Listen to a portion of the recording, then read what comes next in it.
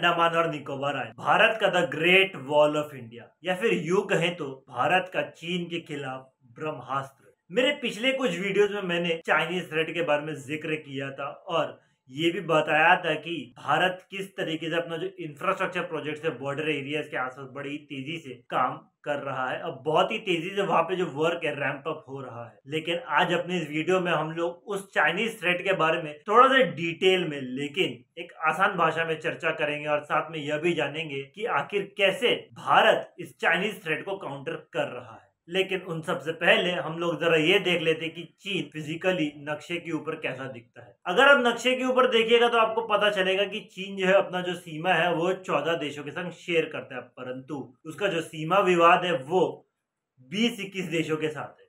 आपको सुनकर ये बड़ी हैरानी लग रही होगी लेकिन यही सत्य है। चीन का जो सीमा विवाद है अलग अलग देशों के संग, इसका जो है बड़ा ही पुराना इतिहास है।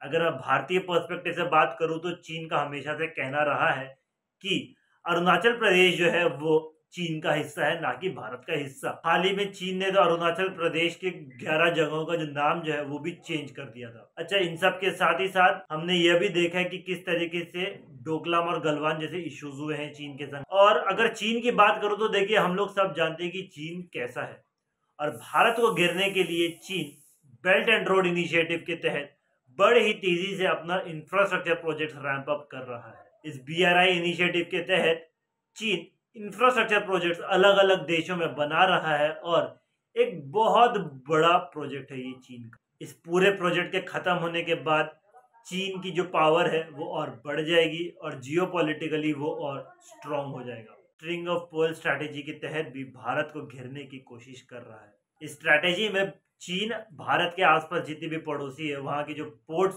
पर अपना कब्जा बनाए रखा है, जैसे कि श्रीलंका का हम्बनटोटा पोर्ट, पाकिस्तान का ग्वादार पोर्ट के ऊपर चीन का कब्जा है और चीन वहां से ऑपरेट कर सकता। और ये तो मैंने सिर्फ 2 पोर्ट्स के नाम लिए हैं, ऐसे और भी पोर्ट्स है जिसके ऊपर चीन का कब्जा है। और अगर आप इसको पूरे तरीके से इस लाइन को ज्वाइन करिएगा तो आपको दिखेगा भारत के खिलाफ चीन का स्ट्रिंग ऑफ पर्ल स्ट्रैटेजी। तो जहां एक तरफ चीन बड़े ही अग्रेसिवली काम कर रहा है ऐसे ऐसे स्ट्रैटेजीज के ऊपर, तो दूसरी ओर भारत क्या कर रहा है? तो देखिए भारत भी देखिए शांत तो नहीं बैठेगा। भारत ने चीन के स्ट्रिंग ऑफ पर्ल स्ट्रैटेजी को काउंटर करने के लिए अपने 2 स्ट्रैटेजीज अपनाए। एक है the necklace of diamond strategy और दूसरा है डबल फिश हुक स्ट्रैटेजी। इन दोनों स्ट्रैटेजीज के तहत भारत अलग अलग देशों के साथ अग्रीमेंट्स किया है। उनके जो पोर्ट है वहाँ भारत उसको ऑपरेट कर सकता है। एक म्यूचुअल अग्रीमेंट हुआ है जो कि भारत के लिए एक जियोपॉलिटिकल एक बड़ा ही इम्पोर्टेंट है। इसके साथ ही साथ ये जब जो स्ट्रेटेजीज जिसके ऊपर भारत ने काम किया है पिछले कुछ सालों में, ये जियोपॉलिटिकली भारत को काफ़ी ज़्यादा स्ट्रांग बनाया है। और साथ ही साथ हाल ही में खबर भी आई है कि बांग्लादेश के कुछ पोर्ट्स को भी भारत अब ऑपरेट करने लगेगा और इससे चीन की जो रातों की नींद है वो स्वाभाविक से उड़ेगी कि भारत के बढ़ते कदम को देखकर चीन को यह एहसास हो रहा है कि उसका जो स्ट्रिंग ऑफ पर्ल स्ट्रैटेजी है वो खतरे में है। और अब आते हैं हमारे देश के ब्रह्मास्त्र के ऊपर, अंडमान और निकोबार आइलैंड। अगर आप ज्योग्राफिकली देखिएगा तो अंडमान और निकोबार आइलैंड्स भारत के लिए काफी ज्यादा इम्पोर्टेंट है। इम्पोर्टेंट इसलिए है क्योंकि यहाँ से स्ट्रेट ऑफ मलाका बहुत ज्यादा दूर है नहीं और स्ट्रेट ऑफ मलाका एक बड़ा ही इम्पोर्टेंट जगह है क्योंकि यहाँ से जाता है चीन का सबसे ज्यादा अमाउंट ऑफ ट्रेड और ऑयल। और जरा सोचिए अगर भगवान ना करे कभी युद्ध हो जाता है तो ये जो स्ट्रेट ऑफ मलाका है बड़ा ही ज्यादा काम आएगा भारत के लिए।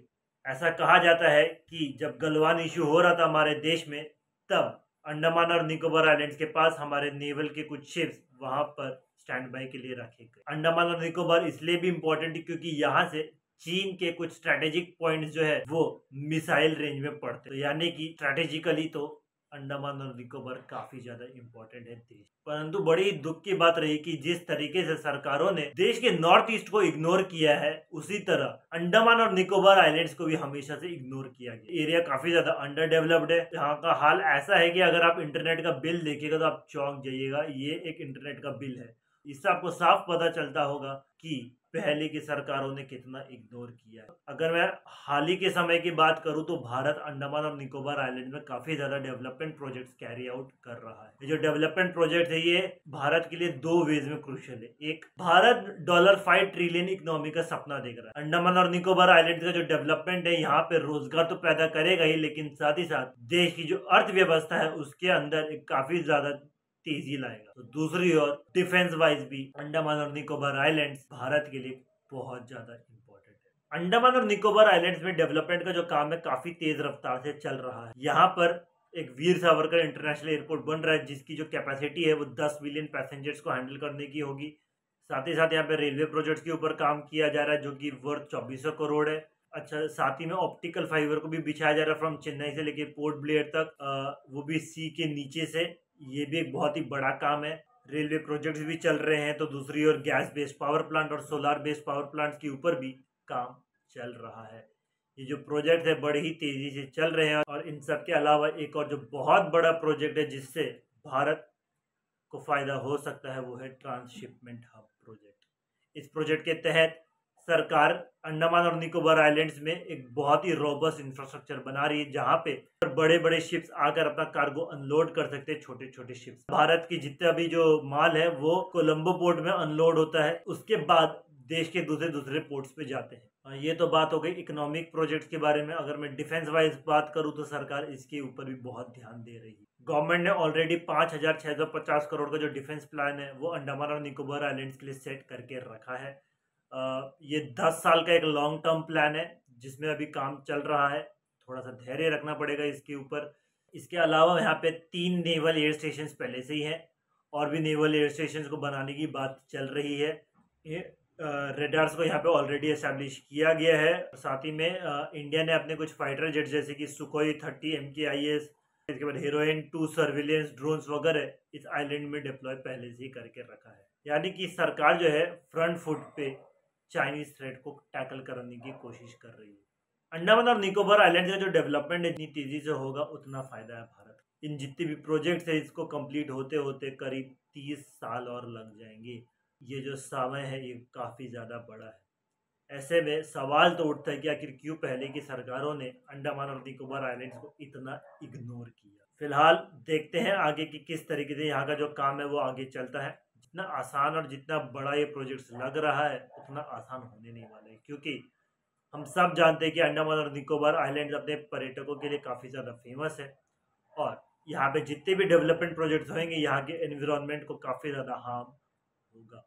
और ऐसे में क्या होता है आगे ये तो देखने लायक हो। फिलहाल तो भारत G20 समिट भी होस्ट कर रहा है और मैं बड़े ही गर्व के साथ कह सकता हूँ कि भारत ने G20 का जो ब्रीफिंग समिट है वो मुंबई, दिल्ली या कलकत्ता जैसे बड़े शहरों में नहीं बल्कि अंडमान और निकोबार आइलैंड्स में होस्ट किया था। और ये दिखाता है कि भारत कहीं ना कहीं अंडमान और निकोबार आइलैंड्स का जो प्रेजेंस है वो समझ गया है। इस वीडियो में फिलहाल इतना ही। आशा करता हूँ कि आपको मेरा जो वीडियो है पसंद आया होगा। इस वीडियो को ज़रूर से लाइक और शेयर करिएगा और अपना कमेंट बॉक्स में राय दीजिएगा और ये भी ज़रूर बताइएगा कि आपके हिसाब से भारत को और क्या स्टेप्स लेने चाहिए चाइनीज थ्रेट को टैकल करने के लिए। मिलते हैं आप सभी से एक अगली वीडियो में एक अगले मुद्दे के साथ। Till then it's me Shesabu signing off and जय हिंद।